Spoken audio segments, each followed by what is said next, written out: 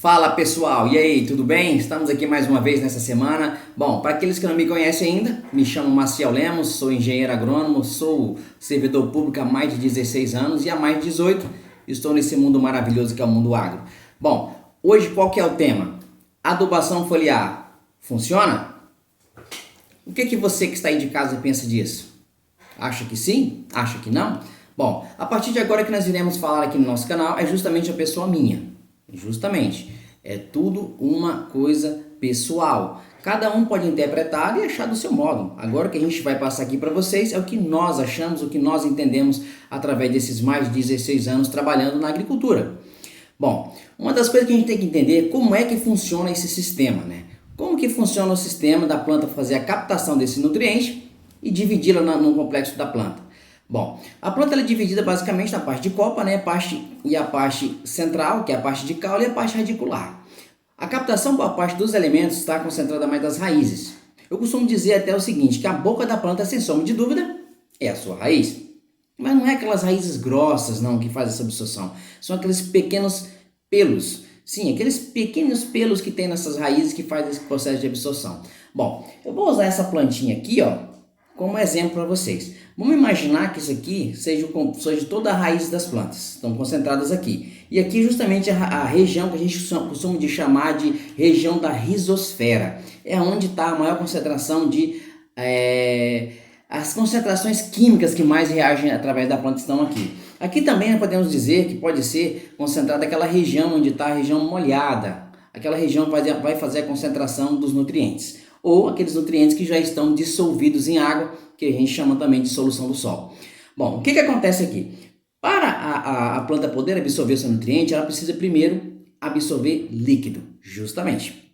Mas um grande fator que ocorre aqui é o seguinte, quase em sua grande maioria, a concentração de água da planta é maior que tem no solo. Porém, como é que a planta então ela consegue fazer a absorção de água? Bom, ela tem que gastar em sua boa parte das suas energias, na parte química, para fazer uma absorção chamada de absorção ativa. Ela gasta as energias, gasta os seus APPs, né, justamente para poder fazer com que aquela concentração que está aqui consiga penetrar e entrar nas raízes da planta para poder subir e translocar.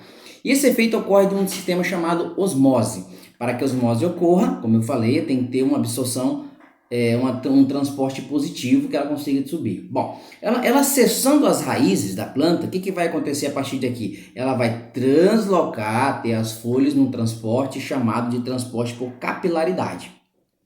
E aí chega até os seus frutos ou até as suas folhas. Bom, esse é o processo de baixo para cima que ocorre principalmente através do xilema. O xilema é a parte central que tem aqui dentro das raízes, dentro dos caules, que faz o transporte de baixo para cima. Bom, aqui na parte da copa, onde há a absorção dos nutrientes fotoassimilados, ocorre justamente o fator contrário. Ela absorve os nutrientes, absorve a energia, e essa energia transforma em quê? Em seivas elaboradas e joga justamente para baixo através do floema. Bom, dito isso, agora vai ficar um pouquinho mais fácil de tentar entender. Nas folhas dessas plantas, assim como tem na nossa pele, tem algumas coisas chamadas de esporos. Nós temos no corpo.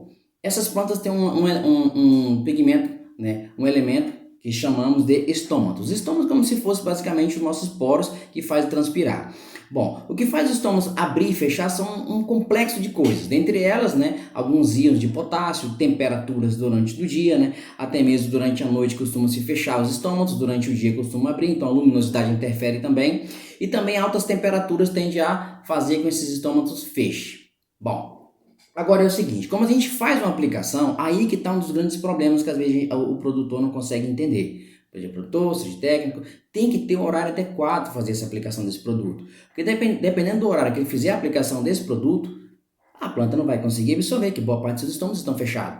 Por exemplo, há o hábito já de a gente fazer recomendações de alguns agroquímicos que chegam após as 5 horas da tarde. Mas se já escurecer, essas plantas não vão absorver esses nutrientes. Uma outra coisa, pode fazer aplicação com qualquer nutriente? Não. Principalmente se for trabalhar com NPK, não tem como você fazer isso porque são altas dosagens. Isso é a minha opinião pessoal. Bom, essas altas dosagens, você conseguir fazer toda essa quantidade de nutrientes que essa planta precisa, levaria muito tempo. E um outro fator, se você elevar demais essa quantidade e aplicar, a planta ela acaba sofrendo com um elemento, com uma coisa chamada torcidez, porque ela não aguenta as grandes quantidades, perfeito? Então é o seguinte, uma outra coisa, todas as culturas, né, elas aceitam muito bem a aplicação de nutrientes, né, via foliar. Também não. Tem algumas plantas, por exemplo, que essa parte dela aqui isso é mais serosa, isso dificulta um pouco mais a penetração. Não quer dizer, principalmente, que essas plantas não vão responder muito bem. Irão responder, mas a longo prazo. Uma outra coisa muito importante, a boa parte dessas adubações, desses nutrientes, ele já vem especificado também o seu tempo de ação. Por exemplo, tem uns que duram até 14, 15 dias para poder reagir, outros demoram de 2 a 3 dias. Então, se por um acaso você fizer a aplicação desse produto e chover, ou se o orvalho for muito forte, você vai perder o seu nutriente, ele vai escorrer e vai ser mais fácil de ser absorvido pelas raízes do que pelas folhas. Bom, Marcelo, dito isso, então você não recomenda adubação foliar? Bom, o grande problema que a gente tem percebido é o seguinte, as pessoas estão substituindo as adubações, né, que têm que serem feitas justamente via solo, com produtos granulados, com adubações foliares. As adubações foliares, as pessoas têm que entender, seja de produtor, acadêmicos ou até mesmo alguns agrônomos, que é uma adubação complementar, ela de forma alguma ela irá substituir a adubação granulada. Bom, o que a gente costuma recomendar até? Em determinadas situações esporádicas, ou você precisa resolver um problema pontual, você vai e faz a aplicação desses adubos foliares. Porque eles respondem de forma quase que imediata, porém, não pode ser dado em grandes quantidades para suprir toda a necessidade da cultura.